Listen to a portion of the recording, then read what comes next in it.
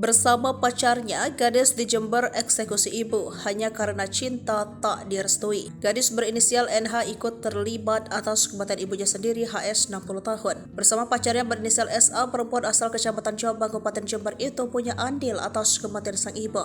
Adapun motifnya, korban tidak merestui hubungan SA dan NH. Wanita Malang tersebut dieksekusi putrinya dan kekasih di area persawahan pada 13 November 2023 silam. Kini kedua pelaku sudah berhasil diamankan aparat kepolisian. Mengutip surya.co.id, Rabu 13 Desember, SA yang merupakan pacar NH diduga otak dari peristiwa naas ini. Kapolres Jember AKBP Moh Nur Hidayat mengatakan SA merasa sakit hati karena korban tidak merestui hubungan asmara dengan NH. Hidayat mengatakan niat awal SA adalah bermaksud memberikan pelajaran kepada korban. Selanjutnya rencana tersebut disampaikan kepada NH tak terduga.